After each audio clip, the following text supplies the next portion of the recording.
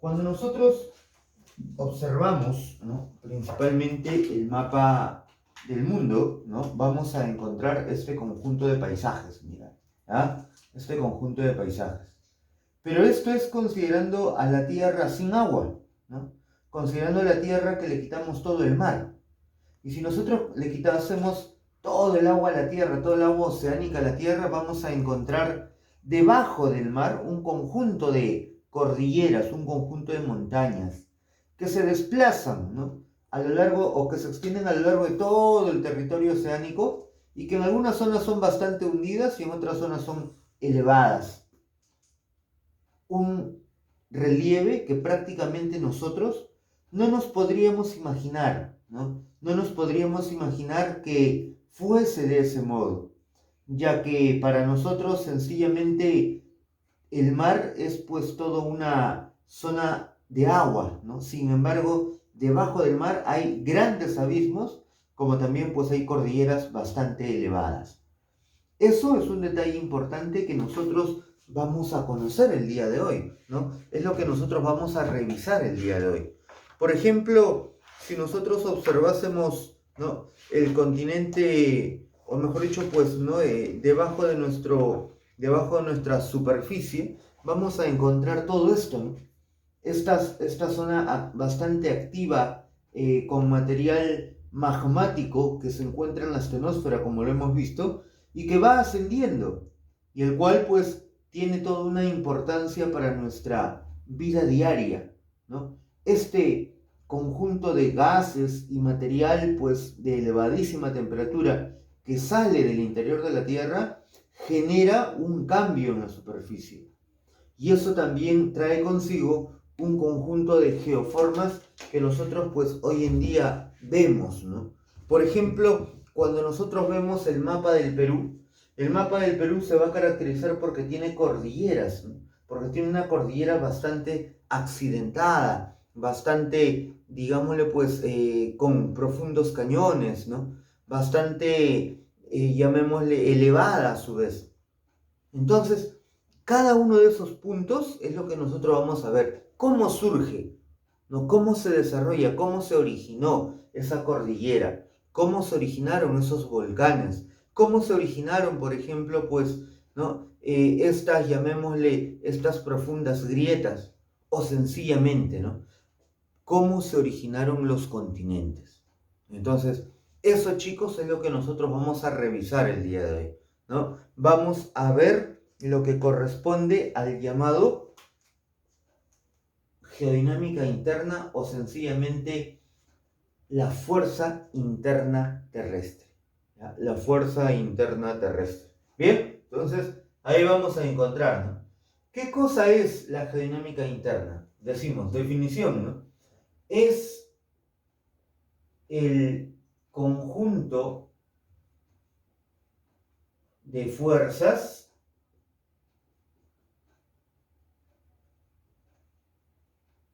que provienen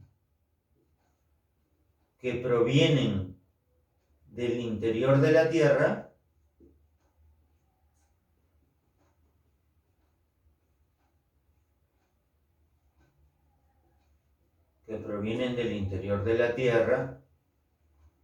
y generan las cordilleras. Las cordilleras. Entonces, ahí vamos a encontrar ese, llamémosle pues, ¿no?, lo que viene a ser, mejor dicho, ¿no?, principalmente acá, la geodinámica interna. Conjunto de fuerzas provenientes del interior de la Tierra, los cuales generan cordilleras. Ese, chicos, es un punto bastante importante que hay que tener en cuenta. ¿Cuál es la causa? ¿Debido a qué se da? ¿No?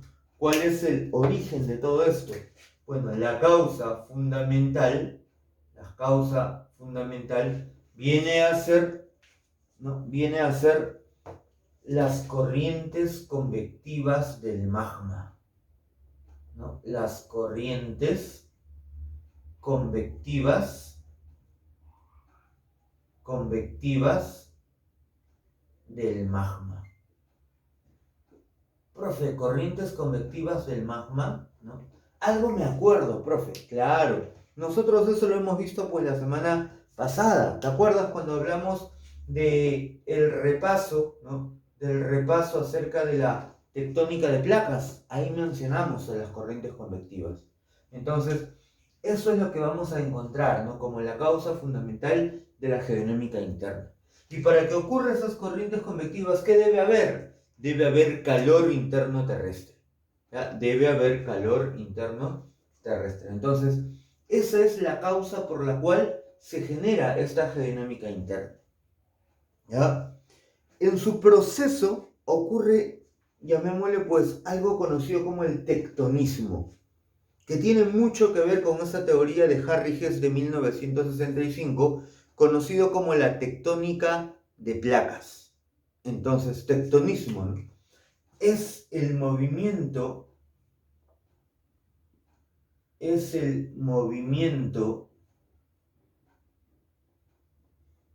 de las placas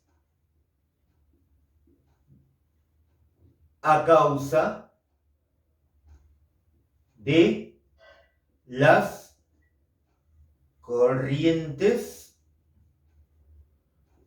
corrientes convectivas magmáticas. Corrientes convectivas del magma. Entonces, tectonismo, ¿no? Acuérdate, movimiento de las placas. Movimiento de placas causadas por las corrientes convectivas. A eso le llamamos tectonismo. ¿Ok? Tectonismo. Entonces, cuando nosotros vemos, ¿no? Fundamentalmente aquí llamémosle pues, ¿no?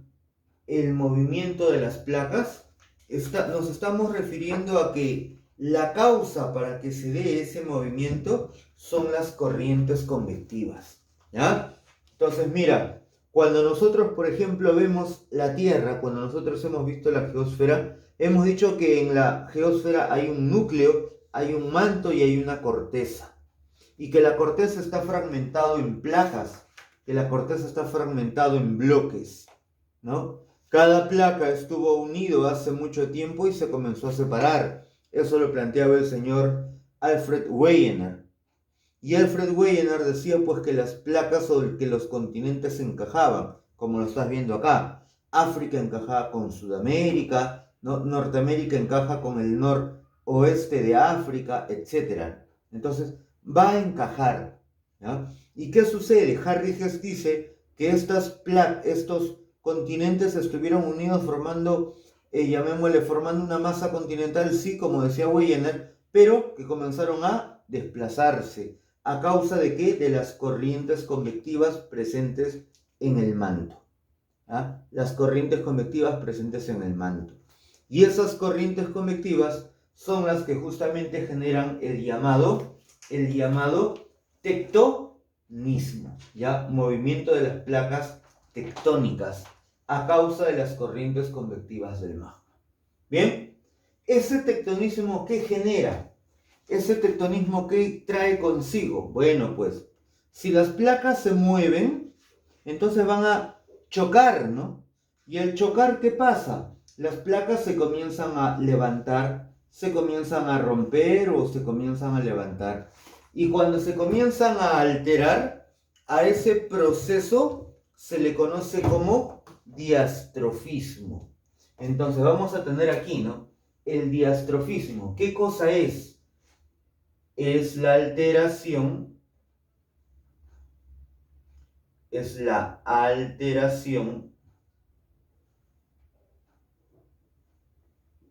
de las placas tectónicas.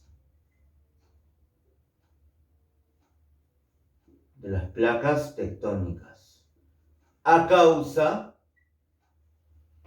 de las fuerzas horizontales.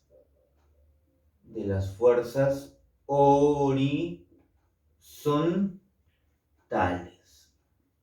¿Por qué fuerzas horizontales, profe? Porque las placas van a chocar de manera horizontal, pues se van a mover de manera horizontal.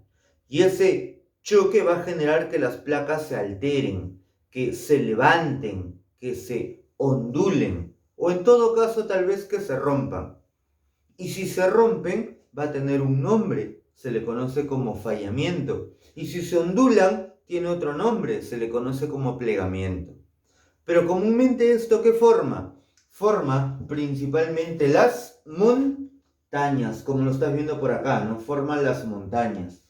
Y esas montañas que nosotros tenemos en el Perú, que se encuentran a nivel de todo el mundo, esas montañas, decimos por acá, se forman por un proceso llamado orogénesis.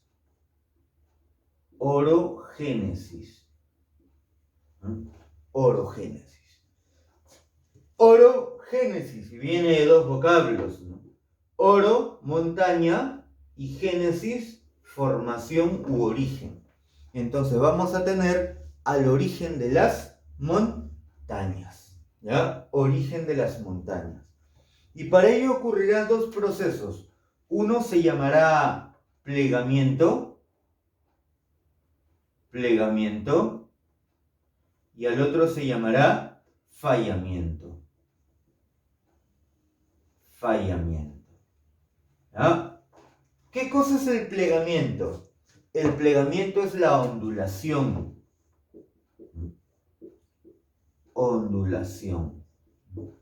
Mientras que el fallamiento, ¿qué es? El fallamiento es la ruptura.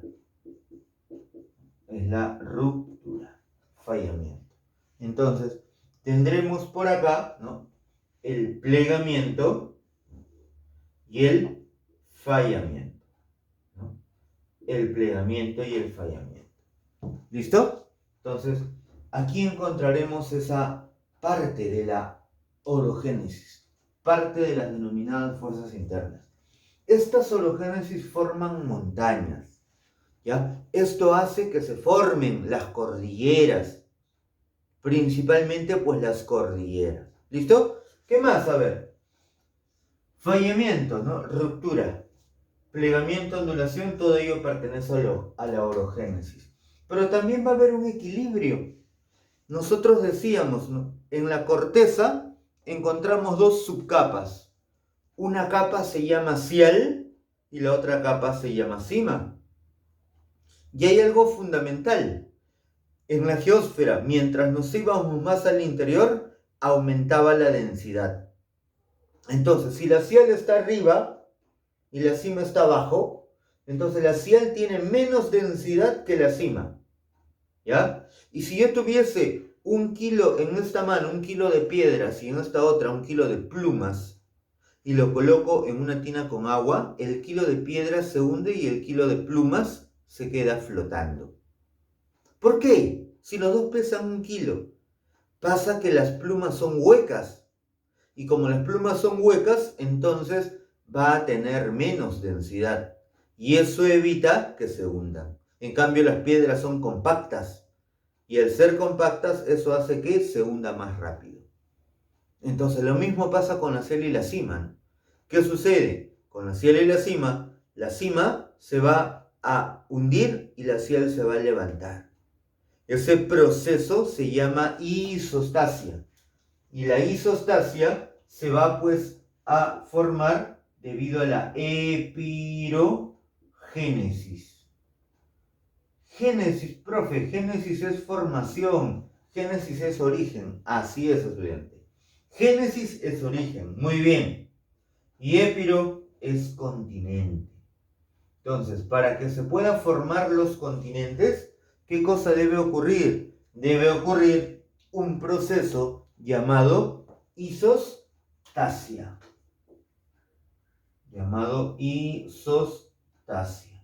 ¿Y en qué consiste la isostasia? Isostasia consiste en el equilibrio.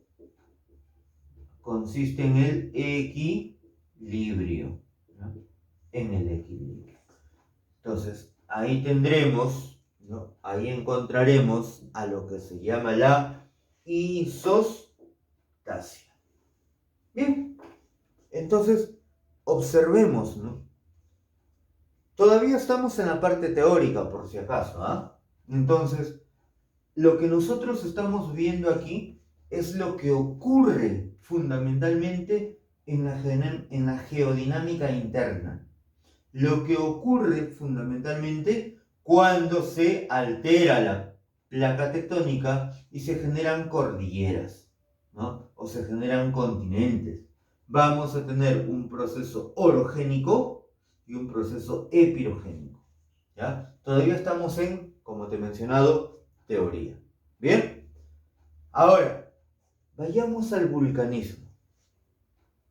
Nosotros habíamos mencionado que si tenemos dos materiales, dos placas, una suave y la otra densa, entonces cuando choca la placa suave con la densa, la placa suave se levanta y la densa se hunde debajo de ella.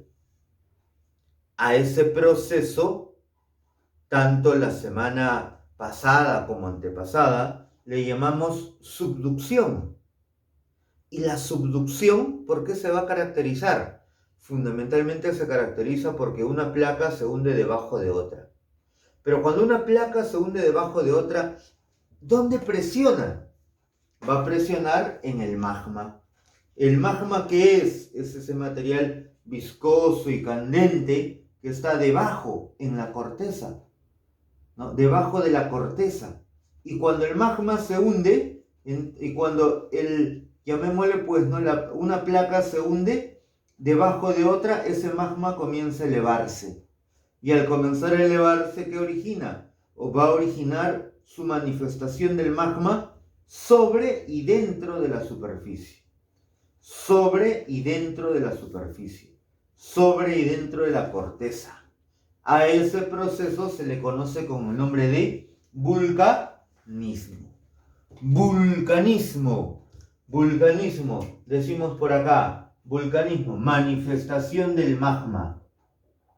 Manifestación del magma. Mira, el magma se manifiesta. Manifestación del magma. ¿Dónde hay? Sobre y dentro de la corteza. Dentro de la corteza. Ahí vamos a tener ahí.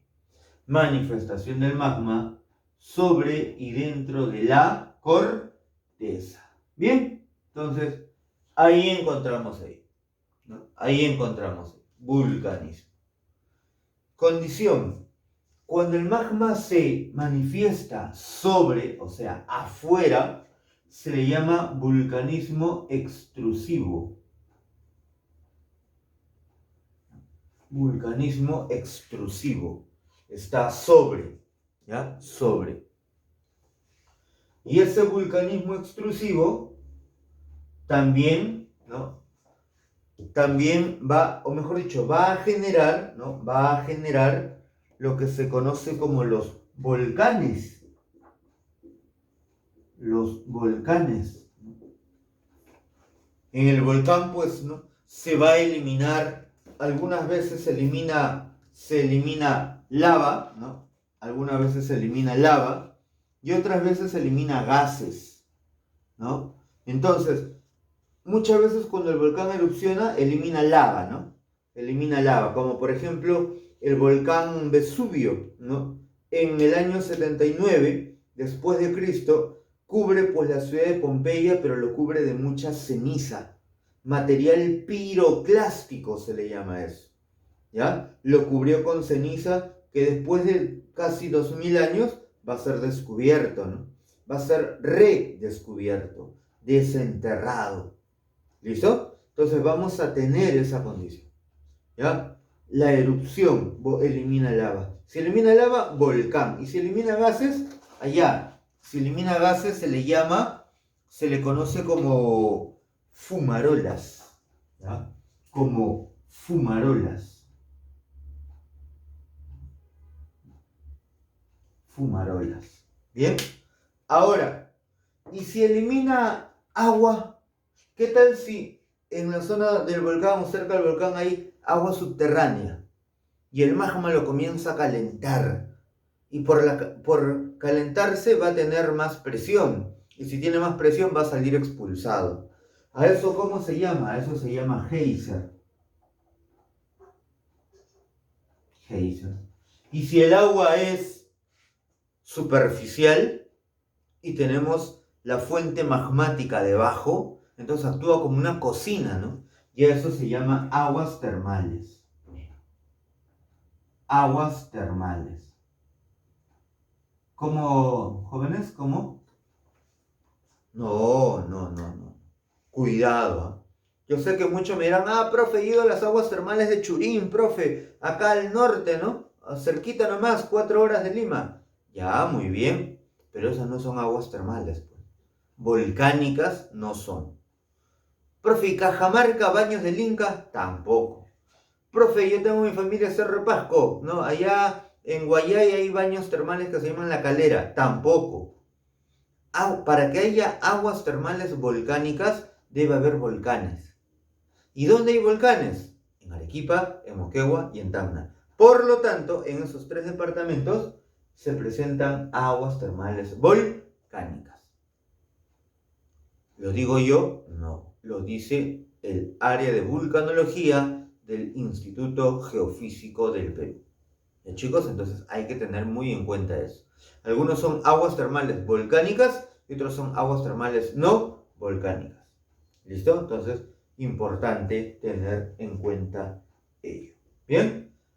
Ahora, el otro tipo de vulcanismo es el llamado vulcanismo intrusivo.